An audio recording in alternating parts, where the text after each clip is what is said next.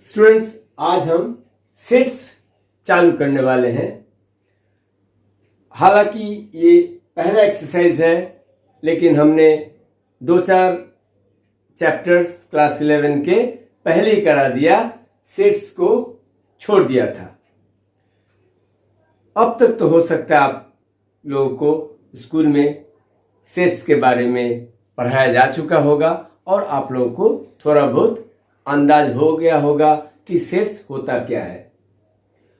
Sets chapter जो है ये थोड़ा आसान सा चैप्टर है। इसमें कोई ढेर सारा आपको न्यूमेरिकल्स जैसे ट्रिग्नोमेट्रिक फंक्शंस में पढ़े थे उस तरह का आपको दिमाग लगाने की जरूरत नहीं है, लेकिन इसमें कॉन्सेप्ट्स काफी ज्यादा है।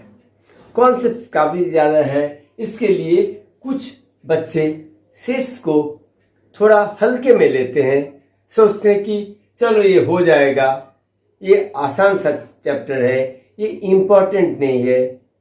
इम्पोर्टेंट है या नहीं ये तो मुझे भी मालूम नहीं है, लेकिन इतना मालूम है कुछ चैप्टर होते हैं जो इम्पोर्टेंट चैप्टर के बेस होते हैं।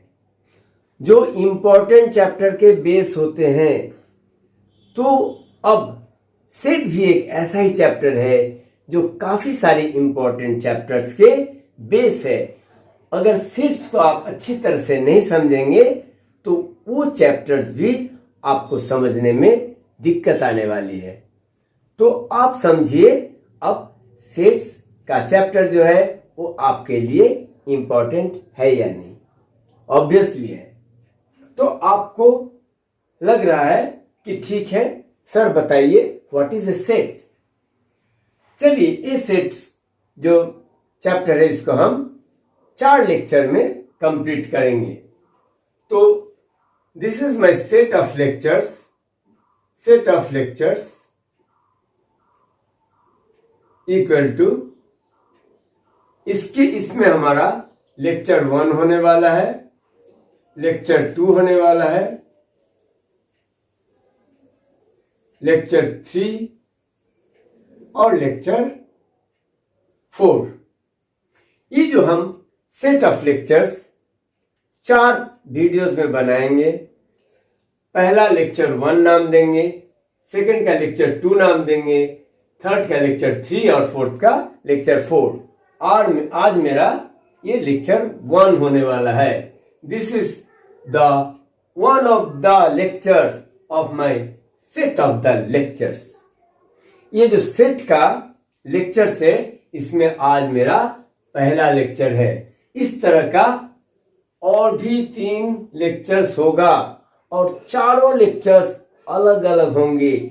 ऐसा नहीं कि मैं आज जो बता रहा हूं वही लेक्चर को लेक्चर 2 में भी डाल दूंगा, ऐसा नहीं होगा। सारे लेक्चर्स अलग अलग होंगे। तो इसी को हम सेट कहते हैं। तो सेट ऑफ लेक्चर्स अगर हम इससे डिनोट करते हैं और एक ऐसा कर्ली ब्रैकेट देते हैं और इसके अंदर हम डाल देते हैं लेक्चर 1, लेक्चर 2, लेक्चर 3 और लेक्चर 4।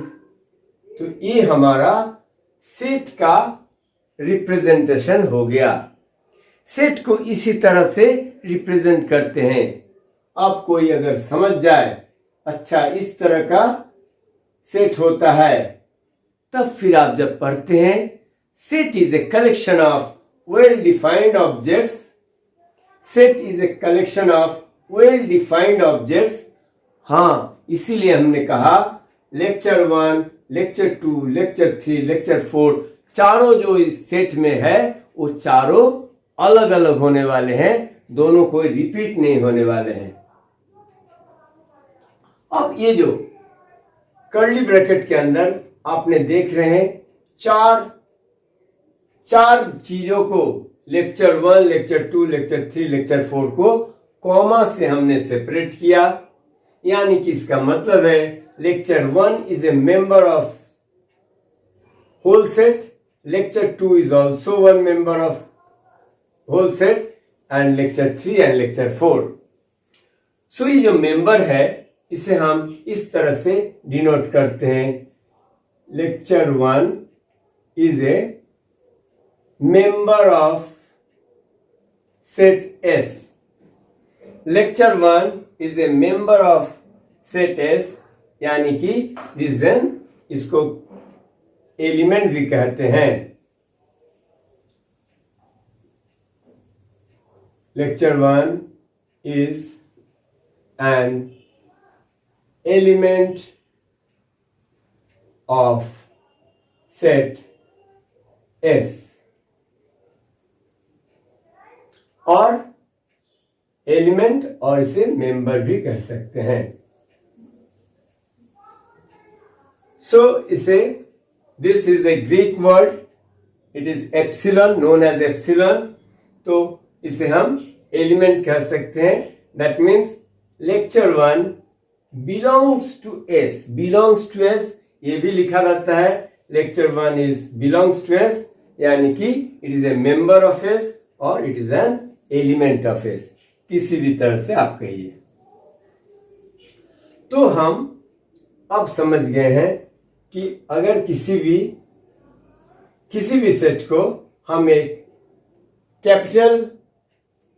कैपिटल लेटर से सेट का नाम दे देते हैं और कर्ली ब्रैकेट देते हैं और बीच में मेंबर्स को डाल देते हैं। समझ जाइए, आपके पास एक पेंसिल बॉक्स है। पेंसिल बॉक्स में क्या रहता है? पेंसिल है, रूलर है, इरेजर है, बस पेंसिल, रूलर और इरेजर, ये 3 चीज है। तो हम क्या लिखेंगे? Pencil is a member of set A, ruler is a member of set A, eraser is a member of set ए। तो इस तरह से हम इसको डिनोट करते हैं। अब देखो, इसमें अगर कोई बच्चा बोले sharpener, sharpener is member of set ए। क्या इस पेंसिल बॉक्स में पेंसिल, रूलर और इरेजर के अलावा कोई है क्या? कोई नहीं है। इसमें सिर्फ एक पेंसिल है, एक रूलर है और एक इरेजर है। शार्पनर नहीं है। तो यहां पर ये लिखना बिल्कुल गलत हो जाएगा। आप इसको इस तरह से लिख सकते हैं, sharpener is not an element of set ए। ये हो गया एलिमेंट ऑफ, ये not an element of the set. तो स्टूडेंट्स, ये जो पहला क्वेश्चन है, इसमें आपको आइडेंटिफाई करना है कि कौन सा सेट है और कौन सा सेट में नहीं आता है। Which are following, which of the followings are set? Justify your answer. देखने में तो लग रहा है कि सभी सेट्स हैं, लेकिन सारे सेट्स नहीं है। According to the definition of set, it is a collection of well defined objects. Well defined objects यानी कि आपका आंसर जो होगा, आपके फ्रेंड का आंसर भी सेम होना चाहिए, अलग नहीं होना चाहिए। ऐसा नहीं कि आपके दोनों का आंसर में किसी का डिस्प्यूट रहे, कोई एग्री नहीं करे। सबका एग्रीमेंट जरूरी है सेट के केस में। जैसे देखिए, अगर हम कहें the collection of all months of a year beginning with letter J. अब ईयर का अगर आपका सेट बनाना है, और वो भी क्या, all members starts from the letter J, तो आपको जनवरी आ जाएगा, फिर फरवरी, मार्च, अप्रैल, मई नहीं आएगा, फिर जे से जून आता है, जून, जुलाई, अगस्त, सितंबर, अक्टूबर, नवंबर नहीं आने वाला है, दिसंबर, बस जनवरी, जून और जुलाई। इसके अलावा, इस 3 के अलावा no month starts from the letter J. ऐसा नहीं है which begins from J। इसके अलावा जनवरी, जून और जुलाई के अलावा कुछ भी नहीं है। आप अपने क्लास में अपने फ्रेंड्स से पूछिए, उनका भी आंसर यही होने वाला है। तो ये एक well defined collection of object कहते हैं। इसे ही हम वेल डिफाइंड ऑब्जेक्ट्स कहते हैं। बच्चों, थियोरी के साथ साथ हम आपका क्वेश्चंस भी कराते जाएंगे, ताकि थियोरी और क्वेश्चंस आपका एक्सरसाइज एक साथ कंप्लीट हो जाए। सेकंड को देखिए, the collection of 10 most talented writers of India.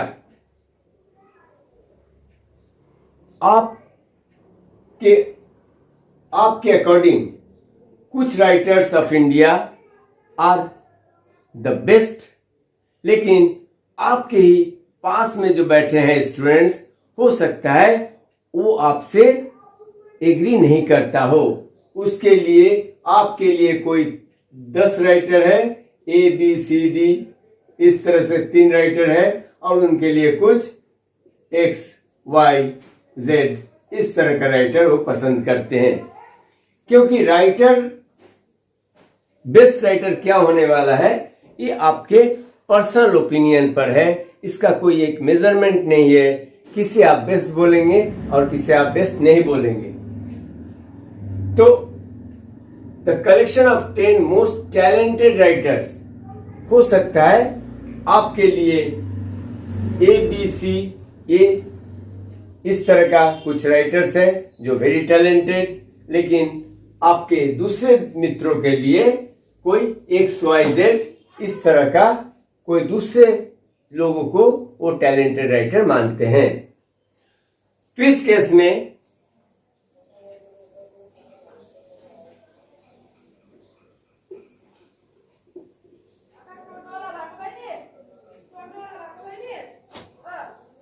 Case में ये वेल डिफाइंड ऑब्जेक्ट्स नहीं मिल रहा है। तो इस केस में it is not A set of well defined objects, so I cannot say this is a set. This is not a set. But this one was a set. First one is yes, this is a set. But second one, because it is said 10 most talented writers of India, or a 10 talented writers of India can be different according to people's opinion. Third है, a team of 11 best cricket batsman of the world. Again same confliction, same झगड़ा होने वाला है। अगर आप किसी एक को बताते हैं कि ये बेस्ट क्रिकेट बैट्समैन है, तो दूसरा बोलेगा ये नहीं है, हमारे अकॉर्डिंग टू ये दूसरा है। सो this is also cannot be A well defined objects, so this cannot be a set. A team of 11 best cricket batsmen, आप समझ रहे हैं, क्योंकि ये person to person opinion change हो सकता है, so this cannot be a well defined objects. Third, the collection of all boys in your class. Obviously आपके क्लास में कितने बच्चे होंगे? 50, 70, 80। अगर ऑल सेक्शंस का मिला ले तो आप तो रोल कॉल टीचर करते ही हैं। तो यह तो आपके रजिस्टर में, अटेंडेंस रजिस्टर से मिल जाएगा आपके क्लास में कितने बच्चे हैं, सबके रोल नंबर, नेम सबका यूनिक है। इसलिए this is a well defined objects, so this will be a set of well defined objects, so this is the set. The collection of all natural numbers less than 100. तो natural number 99, 98, 97 इस तरह से आप 1 तक चले जाएंगे। सो कितने number है वो सारे आप भी जानते हैं, 100 से लेस और 0 से ज्यादा कितने नंबर हैं। तो लेस देन 100, 99 से लेकर 1 तक आप अगर लिख देंगे, so that is the collection of all natural numbers less than 100। वो आप भी बोलेंगे, आपके फ्रेंड्स भी बोलेंगे, आपके टीचर भी बोलेंगे। सो this is obviously a collection of well defined objects, hence this is a set. A collection of novels written by the writer Munshi Premchand. Munshi Premchand Hindi साहित्य के बहुत ही अच्छे राइटर थे और उनके हर किताब का अलग अलग नाम है। ऐसा नहीं कि अगर गोदान करके एक किताब का नाम है, किसी किताब का नाम है नमक का दरोगा, ये सब काफी रिनाउंड बुक्स हैं हिंदी नॉवेल, लेकिन एक ही नाम से 3 किताब 4 किताब नहीं है, 2 किताब नहीं है, हर किताब का अलग अलग नाम है। So the collection of novels, हर किताब का जब अलग अलग नॉवेल्स का अलग अलग नाम है, अलग अलग आइडेंटिटी है, तो ये तो वेल डिफाइंड ऑब्जेक्ट्स हुआ कि नहीं। और आप काउंट भी कर सकते हैं मुंशी प्रेमचंद के कितने नॉवेल्स हैं। So this is obviously a collection of novels written by a particular writer. This is a well defined set of well defined objects and hence this is a set. The collection of all even integers. देखो कोई भी integers जो 2 से divide होता है, जो 2 से divide होता है उसे हम इवन इंटीजर्स कहते हैं। Even integers -2, -4, -6, +2, +4, +6, +8। आप इधर भी इनफाइनाइट चले जाएंगे, इधर भी इनफाइनाइट चले जाएंगे, लेकिन all the collection of all even integers are set. So इसे हम वेल डिफाइंड ऑब्जेक्ट्स कहेंगे, set of well defined objects, और this is also a set. The collection of questions in this chapter. ठीक है, इस चैप्टर में कितने questions है आप गिन लीजिए। सारे क्वेश्चंस अलग अलग है, कोई भी क्वेश्चंस डुप्लीकेट नहीं हो रहा है। ऐसा नहीं कि कोई क्वेश्चन आपके चैप्टर में जो है, आपके इस चैप्टर में जो है किसी दूसरे के बुक में भी इस चैप्टर के सेम ही क्वेश्चंस है, तो सब कहेंगे हाँ भाई इसमें तो 34 क्वेश्चंस है, तो आप भी बोलेंगे हाँ 34 क्वेश्चंस है, ये क्वेश्चंस है, और आपके फ्रेंड्स भी बोलेंगे हाँ 34 ये क्वेश्चंस है। So they are all different and they are the same. That means there is no conflict between opinions of 2 persons about this.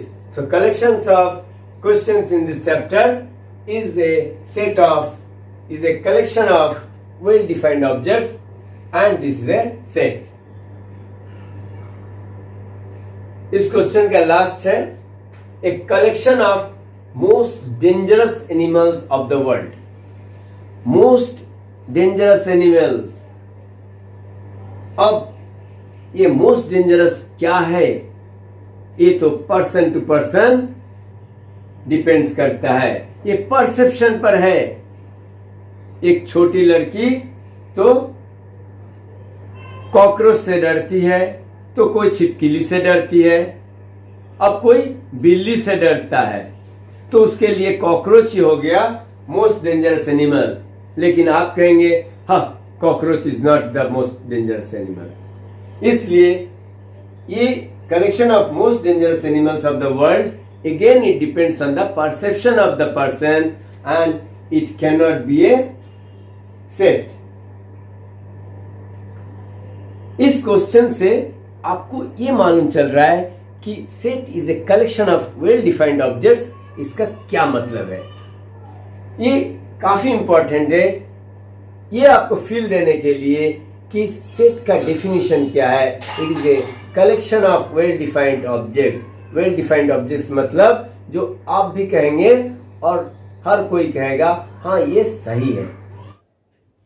बच्चों क्वेश्चन नंबर 2 देखो, यहां कह रहा है ए एक सेट है, इस सेट में एलिमेंट्स क्या क्या है 1, 2, 3, 4, 5, 6। इंसर्ट द एप्रोप्रिएट सिंबल, ये एप्सिलॉन का सिंबल है और एप्सिलॉन में एक देखिए क्रॉस दिया हुआ है इन द ब्लैंक स्पेसेस। अब तो आप क्लियर समझ रहे हैं, हम एक्सप्लेन कर दिए हैं। अगर कोई मेंबर इस सेट से बिलोंग करता है, अगर कोई नंबर, अगर ये एलिमेंट इस सेट से बिलोंग करता है तो आप ये सिंबल डालेंगे, एप्सिलॉन का सिंबल है। अगर नहीं है तो एप्सिलॉन का सिंबल लगा के उसमें क्रॉस डाल देंगे। तो चलिए हम देखते हैं 5 है कि नहीं। हाँ 5 तो एक मेंबर है, इसलिए 5 इज एलिमेंट ऑफ सेट ए। अब सेकेंड में देखते हैं 8 इज मेंबर ऑफ सेट ए और नॉट। देखिए यहां पर 1, 2, 3, 4, 5, 6 बस इतना ही जो नंबर्स है वो ए सेट का मेंबर है। 8 कहां से आ गया, 8 is not the member of set A, so 8 does not belong to set A. Third में भी देख रहे हैं आप, यहां पर 0 तो इसका एलिमेंट है नहीं, इसलिए इसे भी आप डालेंगे this is not element of set ए। वैसे ही 4 को चेक करना है, 4 तो वाकई में है, इसलिए 4 is an element of set A. 2 is also element of set A। और नंबर 6 में 10 को कहीं नहीं है, 10 is not a element of set, इसलिए इसे appropriate symbol से आपको डालना है। क्वेश्चन नंबर 3 को देखते हैं। Write the following sets in roster form. अब ये रोस्टर फॉर्म क्या होता है, इस जगह पर बताते हैं। सेट्स को लिखने का 2 तरीका होता है, 2 फॉर्म होता है। एक होता है रोस्टर फॉर्म और दूसरा होता है सेट बिल्डर्स फॉर्म। तो रोस्टर फॉर्म हमने जो पहले दिखाया, ऐसा दिखाया था कि सेट, ये सेट का नाम है और इसे हम एलिमेंट का नाम दे देते हैं, जैसे A, B, C। ये हमारा एक सेट हो गया। और इसी फॉर्म को लिखने का जो तरीका है, ये जो फॉर्म है इसको कहते हैं रोस्टर फॉर्म। यानी कि सिर्फ सेट का नाम एक कैपिटल लेटर में दिया जाता है, इक्वल टू कर्ली ब्रैकेट के अंदर इस सेट के जितने सारे मेंबर्स हैं उनको डाला जाता है और हर मेंबर को कॉमा से सेपरेट किया जाता है। तो ये तो हमारा हो गया रोस्टर फॉर्म। और ये जो यहां पर लिखा हुआ है, इस तरीके के लिखने को हम कहते हैं set builder form. Set builder form जैसे देखिए, अगर हम कहते हैं ए एक सेट है जहां यहां पर क्या है, एक्स का डिफरेंट वैल्यूज हैं। एक्स है और एक्स का क्या है, x is such that A equal to A और कॉमा बी कॉमा सी, यानी कि x का वैल्यू a b c हो सकता है। तो यहां पर x का जितने भी पॉसिबल वैल्यूज है इस डेफिनेशन के अंदर, देखिए ये जो सेट बिल्डर फॉर्म है कुछ डिफाइन किया जाता है कि x का यहां पर क्या क्या वैल्यू हो सकता है। अब आपको ये क्वेश्चन पर आप ध्यान दीजिए। x is N integer, x is such that x is an integer and whose value is between -3 to 7। कहने का मतलब है ये इंटीजर जो x का वैल्यू आएगा वो कितना आएगा, -3 से ज्यादा आना चाहिए और 7 से कम आना चाहिए, क्योंकि x का वैल्यू क्या है, x is greater than -3 and smaller than 7। अब बच्चों को इंटीजर का तो मालूम है। इंटीजर क्या होते हैं, इंटीजर होते हैं 0 से जितने भी पॉजिटिव होल नंबर्स हैं वो है, और जितने भी उसके दूसरे साइड में, यानी कि सारे होल नंबर के अगर आप अपोजिट में नंबर डाल देते हैं और उसमें नेगेटिव साइन लगा देते हैं तो सारे negative and the whole numbers are called integers. Integers में फ्रैक्शंस नहीं हो सकते हैं, फ्रैक्शंस नहीं हो सकते हैं, 1/2 -3/4 ऐसे नहीं हो सकते हैं, सिर्फ होल नंबर रहेंगे। और इसी तरह का होल नंबर लेफ्ट साइड को भी जा रहा है, सिर्फ उसे माइनस लगा देंगे तो सारे जो कलेक्शंस हैं -∞ से लेकर 0 से लेकर इंफिनिटी तक सारे जो नंबर्स हैं, आपको जितने भी नंबर लाइन पे नंबर मिलेंगे वो सारे क्या होंगे, इंटीजर्स होंगे। तो चलिए इस जगह पर हमें लिखना है सेट, हमें लिखना है रोस्टर फॉर्म में, इसलिए a का a इक्वल टू यहां पर x का जितना भी पॉसिबल वैल्यूज है उन्हें बैठाना है। तो यहां पर है x इज ग्रेटर देन -3, तो -3 से ग्रेटर क्या होता है, -3 के राइट साइड में आप देखेंगे तो -2 आने वाला है, क्योंकि इधर -3 -2 -1 फिर 0 1 2 नंबर लाइन में आप ऐसा करेंगे तो इसी तरह से रिप्रेजेंट कर सकते हैं। तो -3 से अगर कोई बड़ा इंटीजर हम देखेंगे तो पहला इंटीजर आता है -2, फिर आएगा -1, इसके बाद -1 के तुरंत बाद आएगा 0, फिर 1 2 3 4 5 एंड 6 में जाकर रुकना है, क्योंकि ये 7 से छोटा है, इसलिए 6 के बाद क्या आएगा, 7 आएगा। तो 7 तो इक्वल टू है नहीं, 7 से ये छोटा है, तो x का वैल्यू अगर 7 से छोटा है तो 6 तक ही आएगा। उम्मीद है ये जो पहला एग्जाम्पल है इससे आपको समझ में आया। रोस्टर फॉर्म जो है सिर्फ मेंबर्स को लिखा जाता है और कॉमा से सेपरेट किया जाता है, और सेट बिल्डर फॉर्म में इस तरह से इसी रोस्टर फॉर्म को डिफाइन किया गया है। इस तरीका से x इज एन इंटीजर, यहां पर सारे इंटीजर्स हैं और इनका वैल्यू कितना है, x का वैल्यू है -3 से ग्रेटर और 7 से लेस। इसका सेकंड क्वेश्चन देखते हैं।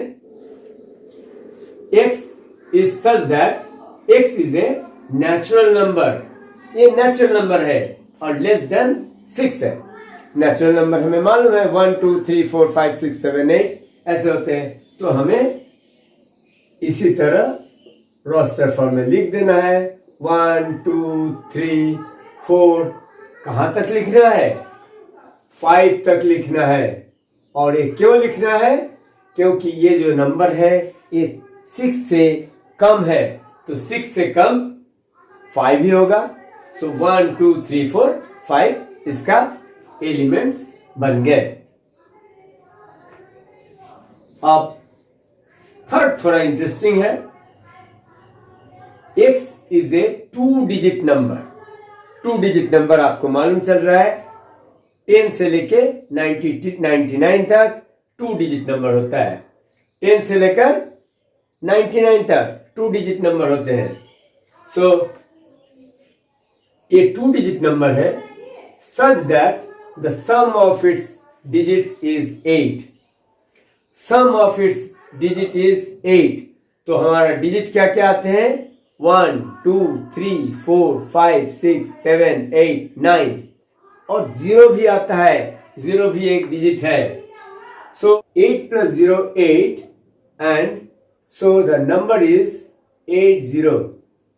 Number is 80. This is the number. फिर आप देखिए 7 plus 1 करते हैं तो 8 आता है, यानी कि नंबर हमारा 71 बनने वाला है। सो हम नंबर एक एक निकालेंगे, यहां लिखते जा रहे हैं 8080 7 plus 1 8 सो 71 लिख सकते हैं। 7 plus 1 अगर 8 होता है 1 plus 7 भी तो 8 होता है, यानी कि 71 हम साथ में 17 भी लिख सकते हैं। फिर इसको एक डिक्रीज करते हैं 6 और इसको एक इंक्रीज करते हैं 6 plus 2 8, यानी कि हम ऐसे भी लिख सकते हैं 62 एक नंबर हो गया और 26 एक और नंबर हो गया, क्योंकि ये सारे 2 डिजिट के नंबर हैं। हमें लिखना है सारे पॉसिबल वैल्यूज जो डिजिट्स को ऐड करने से 8 होते हैं। तो चलिए 5 के साथ अगर 3 को ऐड करते हैं तो भी 8 आता है, यानी कि 53 साथ में 35। फिर 4 के साथ 4 को ऐड करते हैं तो 8, यानी कि नंबर बन गया 44। अब जैसे 53 को 35 भी दूसरा नंबर बन रहा था, यहां 44 का एक ही नंबर बनेगा, क्योंकि 4 और 4 को अगर रिवर्स भी करते हैं डिजिट तो सेम बनता है और number the elements can not be repeated. तो हमारा इतना ही एलिमेंट्स बना सी सेट में। बच्चों सिर्फ आंसर को समझो, सॉल्यूशन को समझो। ये एलिमेंट कहीं भी प्लेस ले सकता है। आप किसी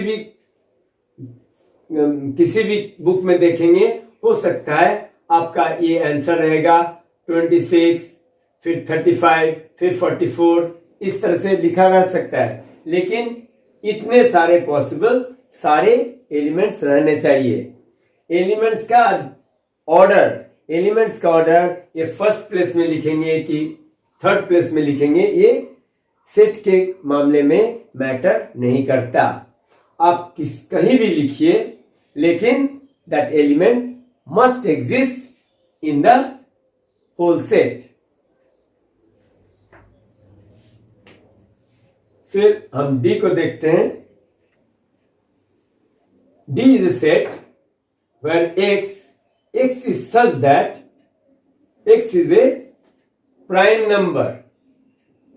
यहां पर क्या है, x एक प्राइम नंबर है और साथ में which is divisor of 60, एक प्राइम नंबर है और ये 60 को डिवाइड भी करता है।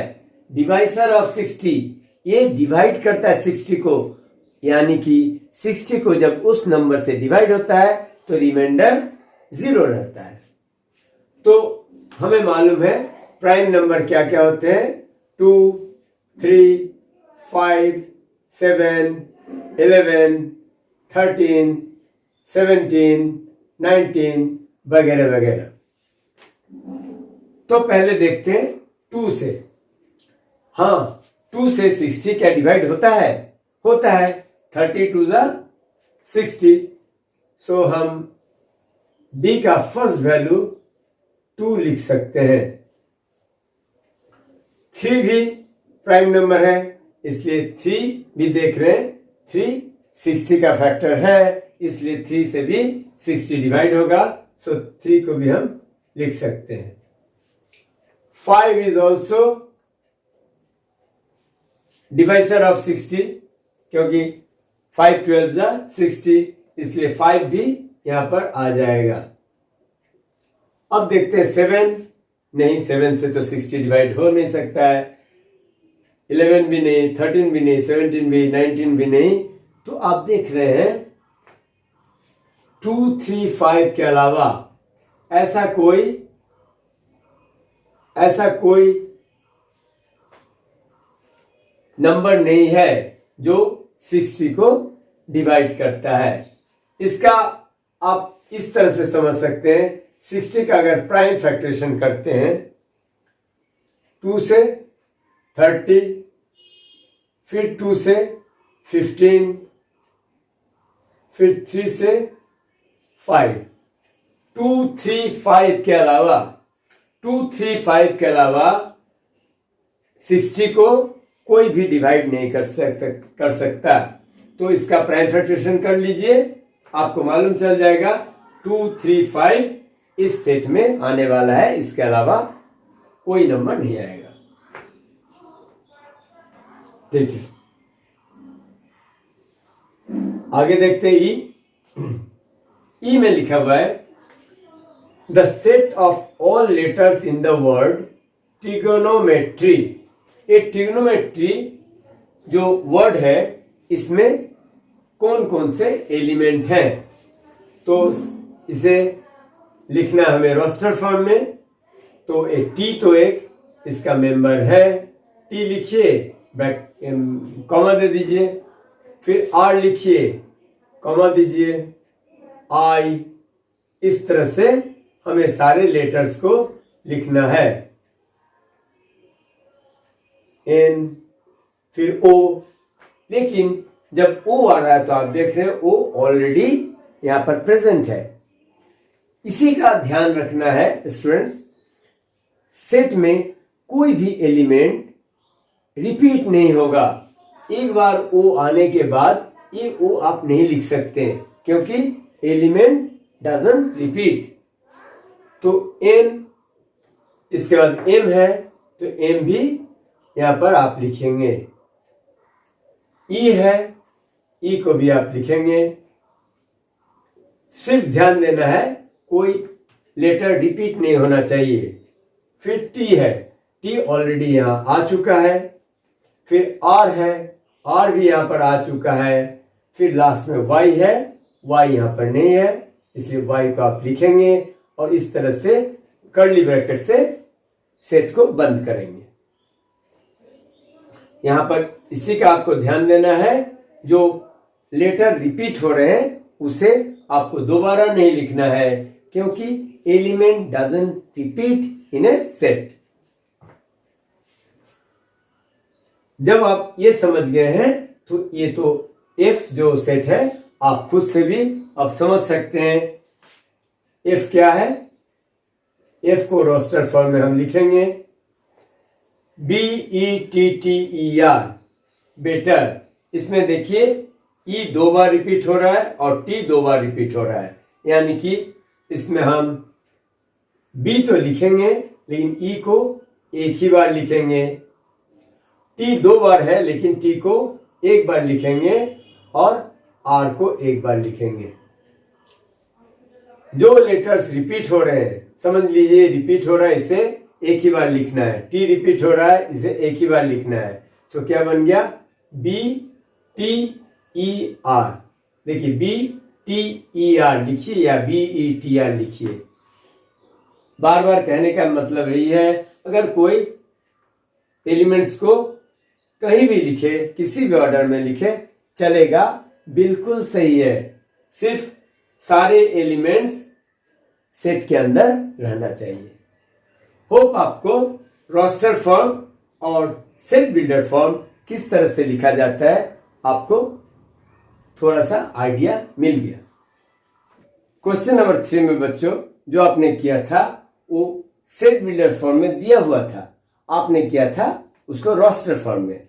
अब इसे जस्ट ऑपोजिट है, सेट दिया गया है रोस्टर फॉर्म में, आपको करना है सेट बिल्डर्स फॉर्म में। तो इसको हम लिख सकते हैं x और x equal to 3 into n। n क्या है?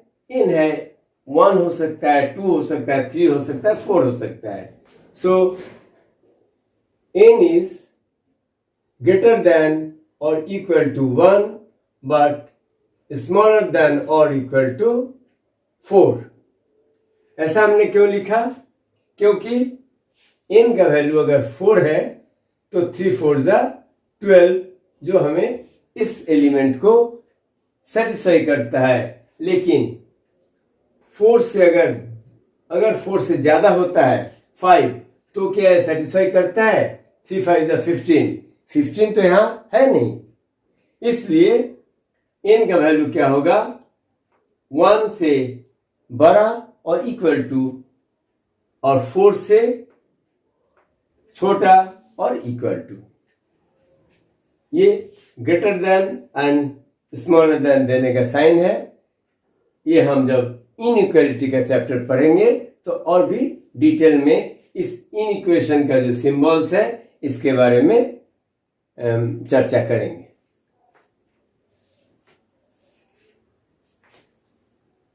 सेकंड वाला है ठीक इसी तरह का, देख लीजिए 2 4 8 16 32। यहां पर पैटर्न फॉलो करने का है। देखो 2 to the power 1 2, 2 to the power 2 4, 2 to the power 3 8, 2 to the power 4 16 and 2 to the power 5 32। यानी कि ये सारे 2 के पावर में है, तो हम इसको लिख सकते हैं this is x such that x equal to 2 to the power n, 2 to the power n, जहां क्या है n is greater than or equal to 1। n का वैल्यू अगर 1 है सो 2 to the power 1, 2 आ गया। फिर 2 to the power अगर 2 है सो 2 to the power 2। इस तरह से कहां तक जाना है? 5 तक जाना है। इसलिए n का वैल्यू 1 से बड़ा और इक्वल टू हो सकता है, लेकिन 5 से छोटा ही होगा या तो 5 होगा।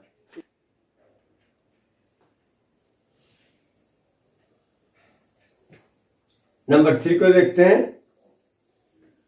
सिमिलर पैटर्न है 5 to the power 1, 5 to the power 2, 5 to the power 3, 5 to the power 4। सो इसे भी हम रोस्टर फॉर्म में ठीक इसी तरह लिख सकते हैं x such that x equal to 5 to the power n, where n is greater than or equal to 1, 5 to the power 1 5 हो गया, और it must be smaller than or equal to 4, क्योंकि यहां देख रहे हैं 5 to the power 4 is 625। So n का value 4 से ज्यादा नहीं होना चाहिए, 4 के इक्वल हो सकता है या तो 4 से छोटा हो सकता है। क्वेश्चन नंबर 4 में देखते हैं। ये भी एक सेट है, चलिए इसको सेट डी ले लेते हैं। और ये भी यहां पर भी एक आप पैटर्न को फॉलो कीजिए। पैटर्न को फॉलो करने से हम देख रहे हैं 2 1 जा 2, 2 2 जा 4, 2 3 जा 6, यानी कि ये 2 का मल्टीपल्स में है। और 2 को मल्टीपल को क्या कहते हैं? Even numbers, even natural numbers. So x and x is an even natural number। natural number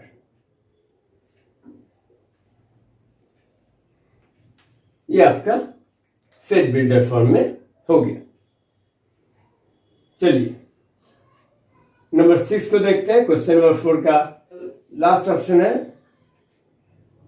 यहां पर इस पैटर्न को फॉलो करते हैं 1 4 9 इस तरह का 100। तो यहां पर आप देख रहे हैं ये सारे नेचुरल नंबर का स्क्वायर नंबर है। 1 1 जा 1, 2 2 जा 4, 3 3 जा 9, इस तरह से 10 10 जा 100। यानी कि ये तो इस तरह से आप देख रहे हैं 1 का स्क्वायर, ये 2 का स्क्वायर, ये 3 का स्क्वायर, ऐसे जाते जाते यहां पर आ गया 10 का स्क्वायर। सो हम इसे लिख सकते हैं।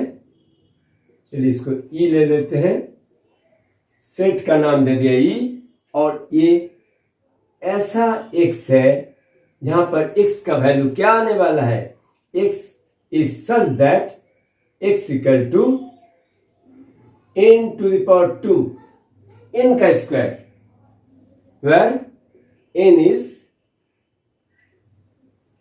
greater than or equal to 1।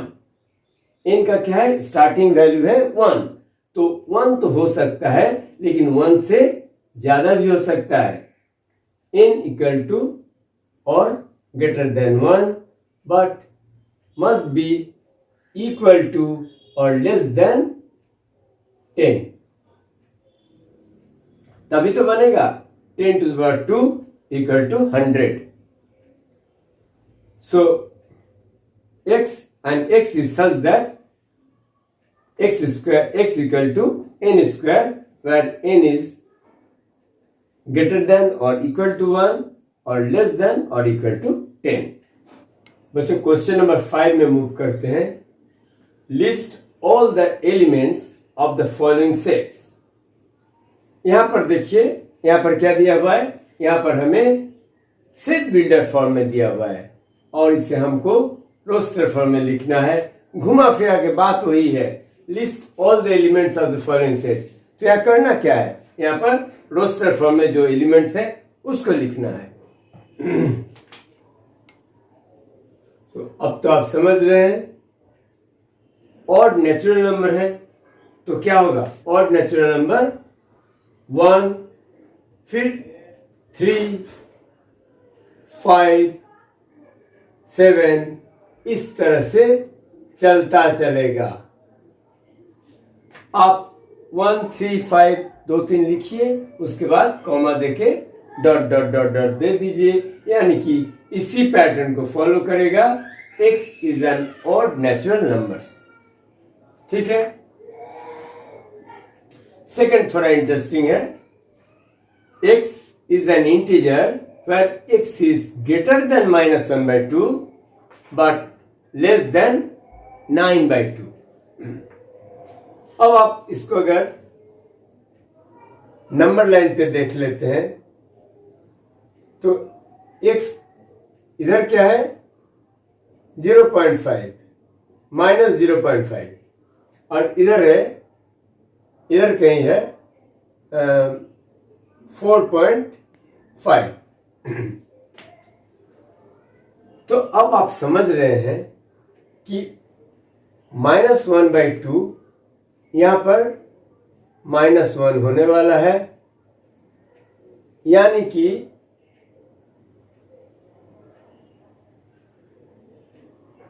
कहीं पर राइट साइड को 0 आएगा नंबर लाइन पर। तो ये अगर x अगर -1/2 से लार्जर है, इसका मतलब ये एक इंटीजर है। इंटीजर क्या क्या होता है, -1 0 +1 2 3 4 इस तरह का होता है। तो -1 0 1 2 3 4 देन 5 ये हमारा इंटीजर है, लेकिन -0.5 और जो दिया गया -1/2 ये हमारा इंटीजर नहीं है, ये तो हमारा रैशनल नंबर बन गया। तो x का वैल्यू यहां अगर -1/2 से ग्रेटर है, ये 0 से शुरू होने वाला है। ये मैं नंबर लाइन इसलिए दिखाया कि यहां पर -1/2 है, -1/2 है। तो नंबर लाइन पर अगर राइट साइड को इसको बढ़ाएंगे तो इसके बाद नेक्स्ट इंटीजर क्या आता है? इंटीजर आता है 0। इंटीजर आता है 0, यानी कि 0, 1, 2 ये सारा आते जाएगा। लेकिन कब तक आएगा? ये x 9/2 से छोटा है, यानी कि लास्ट आप आ रहा है 4 पर। तो 0, 1, 2, 3, 4 ये आपका हो गया x का value. x is an integer where x is greater than -1/2 and smaller than 9/2। -1/2 से बाद में आता है 0, इसलिए x का वैल्यू कहां से शुरू होगा? 0 से शुरू होगा, क्योंकि ये रैशनल नंबर नहीं है। इसमें p/q के फॉर्म में नहीं लिख सकते आप। इसमें आपको इंटीजर जो -3, -4, -2, -1, 0, 1, 2, 3, 4 इस तरह का इंटीजर के फॉर्म में लिखना है। इसलिए 0 से शुरू हो रहा है और 4.5 से कम है, यानी कि 4.5 के पहले क्या आएगा? 4 आएगा। इसी जगह 0, 1, 2, 3, 4 ये इसका आंसर होगा। थर्ड सवाल है x is an integer where x square is less than or equal to 4। अब हम इसको कुछ x का वैल्यू लेते हैं और उसको देखते हैं x स्क्वायर का वैल्यू इसके करस्पॉन्डिंग क्या होता है। x का वैल्यू अगर -3 लेते हैं तो x स्क्वायर का वैल्यू होता है 9।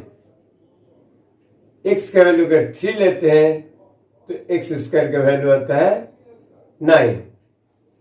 x का वैल्यू अगर -2 लेते हैं तो इस x स्क्वायर का वैल्यू आएगा 4। ये अगर 2 लेते हैं तो x स्क्वायर का वैल्यू आएगा 4। x का वैल्यू 2 के बाद 1 लेके देखते हैं तो x स्क्वायर का वैल्यू आने वाला है 1। x का वैल्यू -1 लेने से x का वैल्यू आएगा 1। -1 से भी कम करते हैं, x का वैल्यू अगर 0 लेते हैं, x का वैल्यू 0 लेते हैं तो x स्क्वायर का वैल्यू आएगा 0। यानी कि 0, 1, -1, 2, -2 तक चलेगा, क्योंकि ये 4 के इक्वल टू भी वैल्यू यहां पर परमिसिबल है। लेकिन 4 से ये ज्यादा नहीं हो सकता, क्योंकि x square is less than और इक्वल टू 4। इसलिए इस वैल्यू को हम नहीं लेंगे, x के सारे वैल्यूज को लेंगे। तो यहां पर आ जाएगा पहला सब। अगर असेंडिंग ऑर्डर में लेते हैं -2, -1, 0, 1, 2, बस 2 के बाद और कुछ भी नहीं। आप देख लो यहां -2 स्क्वायर 4, -1 का स्क्वायर 1, ये भी सेटिस्फाई करता है क्योंकि x square is less than 4। 0 का स्क्वायर 0, 1 का स्क्वायर 1, 2 का स्क्वायर अगेन 4। लेकिन यहां अगर 3 और -3 हम लेते हैं तो ये 9 हो जाता है, जो x square will be not less than 4। तो इसलिए इसका सॉल्यूशन सेट जो निकला -2, -1, 0, 1 and 2। लास्ट नंबर 4 है X is a letter in the word loyal, LOYAL. इसमें देखते हैं, ऐसा क्वेश्चन हम पहले भी कर चुके हैं, क्योंकि इसका जो एलिमेंट्स है ये एक तो L होगा, कॉमा Y है, फिर L O, फिर Y, फिर A, फिर L नहीं, L पहले आ चुका है और element can not repeat, so LOYA, ये 4 एलिमेंट इस सेट में होगा। X is a letter in the word loyal, LOYA। यहां पर L रिपीट हो रहा था, इसलिए L को आपको एक ही बार लिखना है। इसी क्वेश्चन के नंबर 5 है, X is a month of year not having 31 days। तो जिस महीने में, साल के जिस महीने में 31 डेज नहीं है, यानी कि जिस तरह से फरवरी 28 डेज के आते हैं और अप्रैल जून 30 डेज के आते हैं, इस तरह के मंथ को आपको लिखना है। तो इसमें एलिमेंट आ जाएगा फरवरी,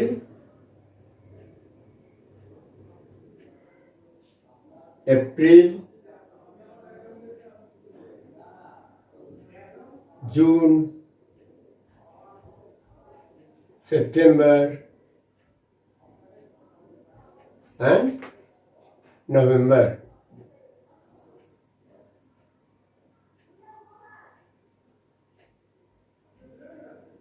फरवरी, अप्रैल, जून, सितंबर एंड नवंबर।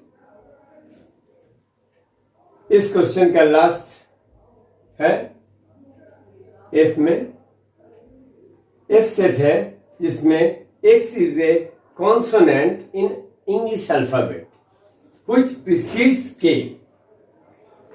प्रीसीड्स का मतलब है पहले, और अगर यहां पर सक्सीड्स रहता तो बाद में। सो K से पहले कौन कौन से अल्फाबेट आते हैं, इंग्लिश अल्फाबेट में कौन कौन से लेटर्स K से पहले आते हैं। तो हमें ABCD लिखना है, लेकिन A तो यहां आएगा नहीं, because A is a Wavell, इसलिए B, C, D, E को भी छोड़ना है क्योंकि E is also A Wavell, F, G, H, फिर आता है I को भी छोड़ना है क्योंकि I is also Wavell, A, B, C, D, E, F, G, H, I, J, फिर आता है K को नहीं लिखना है क्योंकि K से पहले का जितना अल्फाबेट है और उसमें जो कॉन्सोनेंट लेटर्स है उसे लिखना है, इसलिए आपका एलिमेंट्स हो जाएंगे B, C, D, F, G, H and J। बच्चों, इस एक्सरसाइज का ये लास्ट सवाल है। इसमें आप अभी तक जितने भी किए हैं रोस्टर फॉर्म और सेट बिल्डर्स फॉर्म में, अब आपका एक नॉलेज का टेस्ट हो जाएगा। इसमें कहा है कि match each of the set on the left which is written in roster form, ये रोस्टर फॉर्म में लिखा हुआ है, with the same set on the right which is written in set builder form. तो आप देखिए, अगर रोस्टर फॉर्म में 1, 2, 3, 6 लिखा रहे तो इस तरह का सेट ये सेट बिल्डर फॉर्म में किसको सही डिस्क्राइब कर रहा है।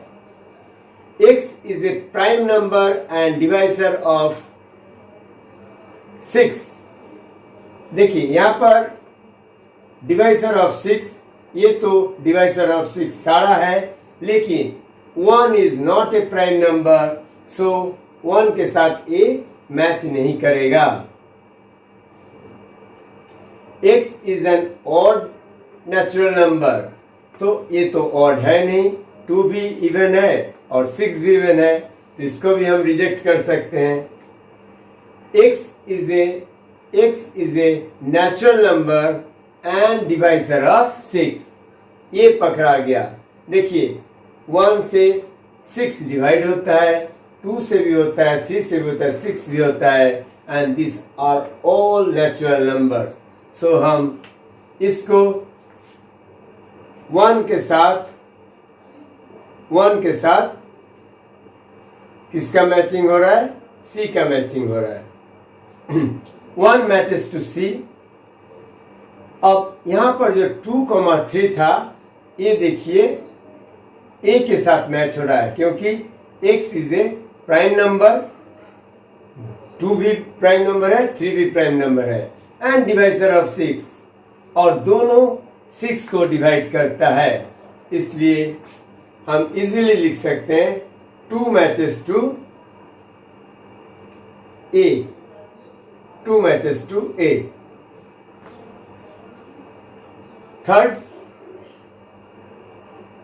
थर्ड हो सकता है, आपको देख के ही लग रहा है, MATHEICS,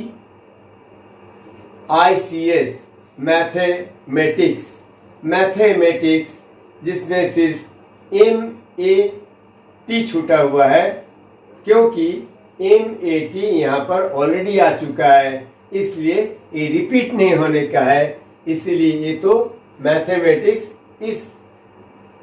ये जो मैथमेटिक्स यहाँ पर जो लिखा हुआ है सेट बिल्डर फॉर्म में, x is the letter of the word mathematics, इसी का रोस्टर फॉर्म है ये वाला 3, यानी कि 3 मैचेस टू D। अब लास्ट काफी आसान है, सिर्फ एलिमिनेट करने से आपको लगता है B है, लेकिन फिर भी आप अपने नॉलेज के लिए चेक कर लो। 1, 3, 5, 7, 9, x is an odd natural number, odd natural number है, सही है, एंड लेस देन 10 और लेस देन 10 भी है, इसलिए इसमें कोई डाउट नहीं है कि 4 ऑल्सो मैचेस टू B। इस तरह से हमारा यहाँ पर अभी तक जितना भी हमने सेट थ्योरी के ये एक्सरसाइज 1.1 में पढ़ा, वो हमारा नॉलेज का भी एक छोटा सा टेस्ट हो गया। उम्मीद है इस सेट का पहला लेक्चर आपको अच्छा लगा। बने रहिए, और 3-4 कम से कम इसमें तो एलिमेंट्स रहेंगे ही, क्योंकि सेट का कॉन्सेप्ट काफी ज्यादा है और आपको हर कॉन्सेप्ट को अच्छी तरह क्लियर करना है। Thank you student for watching the video. Bye bye, take care.